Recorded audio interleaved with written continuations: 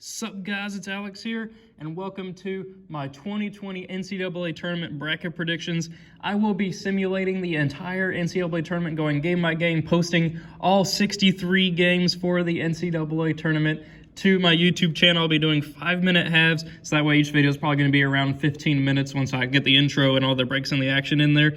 But I will be doing it since the NCAA Tournament got canceled, and it's March Madness for a reason. A lot of people are still in like the NCAA basketball mood at this point, and the only way we can do it is to actually simulate it and kind of see what happens there. The rosters are going to be as of 2009, 2010, because there's no like update roster file, especially since the game came out 10 years ago. And nobody's going to update all like 320 teams or whatever it is there. But if you guys want to fill out a printable bracket like this, all you have to do is go to Joe Lenardi's Twitter on March 13th. I think it's twitter.com/ESPN Lenardi, as you can see right there. Go to March 13th, and somebody went ahead and put in all the teams from his last and final bracketology in bracket form. So you would just click that tweet and then print out the bracket there and fill it out like myself right here. And since the rosters are as of 2009, 2010, I tried to keep it as realistic as possible with this year. Like I wouldn't...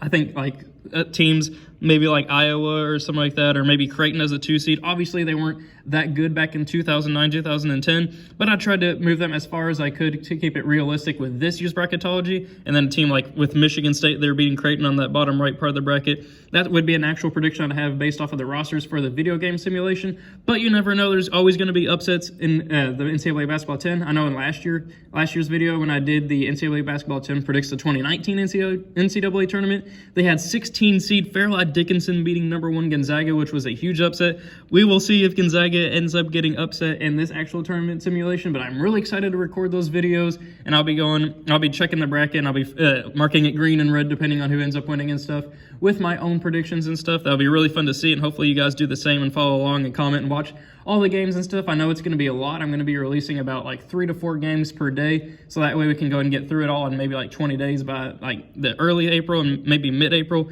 It'll be, I think, a lot of fun to do, and I hope you guys really enjoy it. I know a lot of games may be kind of hard to follow just because I'm recording the entire game, so there may be parts of the action to where there's nothing happening and it's not like a highlight or anything. But I hope you guys really enjoy that. In my actual bracket predictions here, I have Kentucky coming out of the Midwest Regional because they had like John Wall and stuff. I think Kansas was still number 1 in like the top 25 that year, but I think Kentucky with John Wall can do it. And I thought it'd be really cool to have them face West Virginia in the Final Four, which is who ended up beating them in the Elite Eight last year, and then Butler in the Elite Eight as well, since they had Gordon Hayward and Shelvin Mack and Matt Howard. I used them to do like the NCAA Basketball 10 like tournament last year, so if you haven't checked out those videos, that would be pretty fun to do. I controlled them and made them go all the way through. We had a couple of buzzer beaters that helped us win the national championship. It was a lot of fun to make. Then over here in the, I think this is the West Regional, we had Gonzaga moving on to face Indiana, which Indiana I highly doubt would actually make the Elite Eight in real life, but I think they would be able to in this simulation just because I didn't remember how well or how good San Diego State was back then.